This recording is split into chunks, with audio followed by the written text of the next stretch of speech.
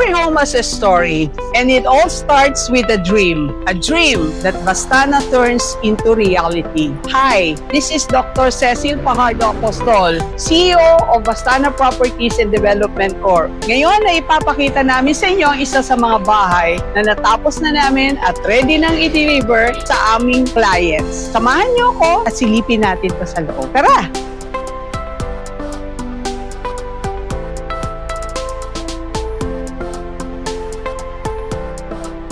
Nandito na tayo ngayon sa loob ng bahay na ito. Ito ay mayroong 100 square meters na floor area. Ito ang kanyang living room. Makita nyo, very spacious siya at ang ganda pa ng kanyang ilaw. May drop ceiling design pa ito at may mga pin lights. Ito namang bahagi na ito naman ang dining area. Kasya mga 6-seater dito. And then, here is the kitchen area. Meron siyang parang maliit na island dito. And then, here is the double sink niya. At dito ilalagay ang kanyang range. Kung mapapansin niyo yung mga bahay natin, ay magkakaiba yung mga design at mga kulay. Ito ay dahil ang mga bahay natin ay customized. Ibig sabihin, yung client natin na mamimili ng kulay at ng mga iba pang mga finishing touches.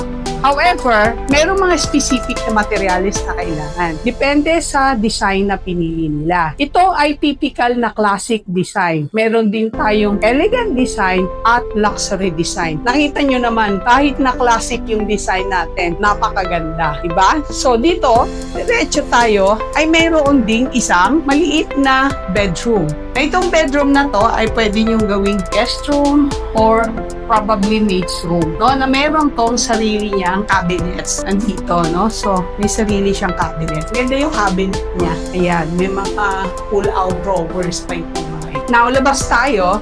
Makikita natin dito sa ground floor, aside from those mga living areas, kitchen natin, ay meron din dito isang pool na toilet and bath. As you can see, itong toilet and bath natin ay floor to ceiling lagi yung tiles niya. At maganda ang kanyang mga designs na yun yung pinili ng client. Meron din tayong pintuan dito, aluminum, no, and with screen pa para protection laban sa mga insects, no? At ganyan, yung mga windows natin ay mga analog na aluminum windows na may lahat ay may screen. That's the first floor.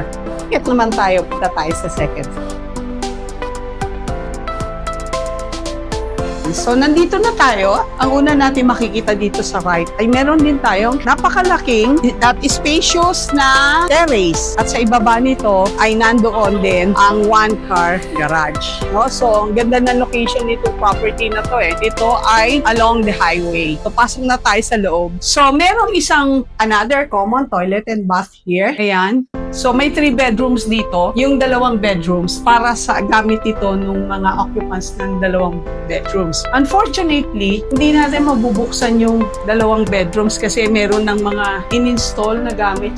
May mga gamit na yung mga may-ari nito, no? So, but the master bedroom ay meron siyang sarili niyang toilet and bath and a mini walk-in closet. But there's one room na pwede natin buksan. Ito yung isang room. Ito yung pangalawang room. Hindi lang natin magbubuksan. Pero ito yung pangatlong room, no?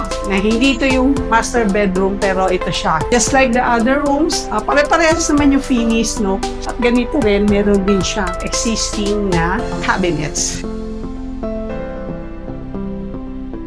Alam mo ba na maraming paraan para maka-avail ka ng ganitong bahay? Siyempre, pwede ka magbayad ng cash o deferred payment o kaya naman ay progress billing. Pero itong particular na bahay na ito na napakaganda, na-avail ito ng aming client through our Build Now, Pay Later program. Gusto mo bang magkaroon din ng ganitong bahay? Kung gusto mo malaman kung qualified ka dito, i-message mo na kami agad at tutulungan ka namin ma-avail at magkaroon ng bahay through our Build Now, Pay Later program.